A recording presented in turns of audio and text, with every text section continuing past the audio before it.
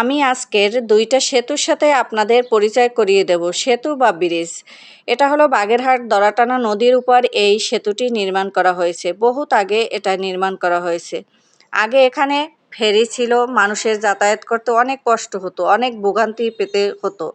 এখন টোল দিয়ে অতি সহজে দ্রুত চলে যেতে পারবেন।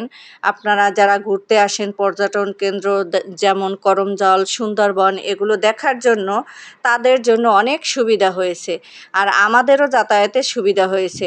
আরও একটি ব্রিজ, রূপসা ব্রিজের সাথে আপনাদের পরিচয় করে দেব। এটা হলো রাতের ভিউ। আসসালামু আলাইকুম, welcome back to my channel Khadija lifestyle. আপনারা যে যেখান থেকে আমার ভিডিওটি দেখছেন সবাইকে আমার আন্তরিক অভিনন্দন জানিয়ে আমি আজকের ভিডিও শুরু করেছি। এখানে আমি রূপসা ব্রিজের কাছাকাছি চলে এসেছি। রাতের ভিউটা কেমন হয় রূপসা ব্রিজের সেটা আপনাদের সাথে শেয়ার করব। রূপসা ব্রিজের অন্য আরেকটি নাম আছে খানজাহান আলী সেতু। খানজাহান আলী সেতু খুলনার রূপসা নদীর সৌন্দর্যে মুগ্ধ হয়ে কবি জীবনানন্দ দাশ লিখেছিলেন, রূপসার গোলাজলে হয়তো কিশোর এক সাদা ছেঁড়া পালে ডিঙ্গাবায়, রাঙা মেঘ সাঁতরায় অন্ধকারে আসিতেছে নীরে। জীবনানন্দের সেই রূপসা নদীর উপর গড়ে তোলা হয়েছে খানজাহান আলী সেতু, যা রূপসা সেতু হিসাবেই বেশি জনপ্রিয়। রূপসা সেতুর মাধ্যমে দক্ষিণাঞ্চলের সকল জেলা ও মংলা সমুদ্র বন্দরের সাথে সড়ক যোগাযোগ স্থাপিত হবার কারণে একে খুলনা শহরের প্রবেশদ্বারও বলা হয়। জাপানি সহায়তায় নির্মিত রূপসা সেতু সকল উৎসব এবং সাপ্তাহিক ছুটির দিনগুলোতে খুলনাবাসীর জন্য চমৎকার এক দর্শনীয় স্থান পরিণত হয়েছে। রূপসা সেতু দৈর্ঘ্য 1.60 কিলোমিটার। ব্রিজে পথচারী ও অযান্ত্রিক যানবাহনের যাতায়াতের জন্য রয়েছে বিশেষ লেনের ব্যবস্থা। এছাড়া মূল সেতুতে ওঠার জন্য সেতুর দুই প্রান্তে দুটি করে মোট 4টি সিঁড়ি রয়েছে। সেতুর পশ্চিম প্রান্তে নদীর পাড়ে সবসময় দর্শনার্থীদের ভিড় লেগে থাকে। আর রাতের বেলায় সেতুর উপর থেকে খুলনা শহর দেখতে সবচেয়ে বেশি সুন্দর লাগে। খুলনা শহরে রয়েছে মধ্যম থেকে উন্নত মানের বেশ কিছু ভালো রেস্টুরেন্ট ও ক্যাফে। এসব রেস্টুরেন্টে বাঙালি শাহী খাবার, ফাস্টফুড আইটেম, চাইনিজ সহ সব ধরনের খাবারই পাওয়া যায়।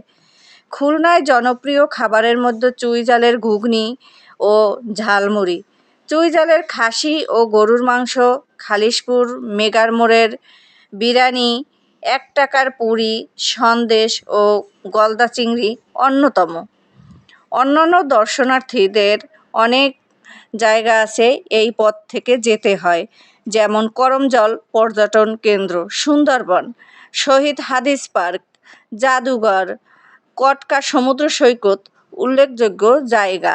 এসব জায়গায় আপনারা ঘুরতে পারবেন। রূপসা ব্রিজে প্রচুর পরিমাণে ঈদ আসলে, ঈদের কোনো অকেশন আসলে, যে কোনো একটা অনুষ্ঠান, ঈদ, কোরবানি, এই সময় তো আমরা সাধারণত ছুটি পাই। প্রচুর পরিমাণে মানুষের ভিড় থাকে। এই যে দেখেন রাতের ভিউটা আপনাদের, দিনে আপনারা তো সবসময় দিনের ভিউ দেখেন, আজকের আমি রাতের ভিউটা আপনাদের উপভোগ করাচ্ছি। এই সেতুটার জন্য মানুষের এখানে বিনোদন কেন্দ্র হয়েছে। অনেকে ভালো লাগতেছে না, বিকালবেলা একটু ঘুরতে আসে। অনেক দূর দূর থেকে লোকজন আসতো। আর যখন এই সেতুটি নির্মাণ হয়েছে প্রথম দিকে, তখন তো প্রচুর দর্শনার্থী এখানে ভিড় করত।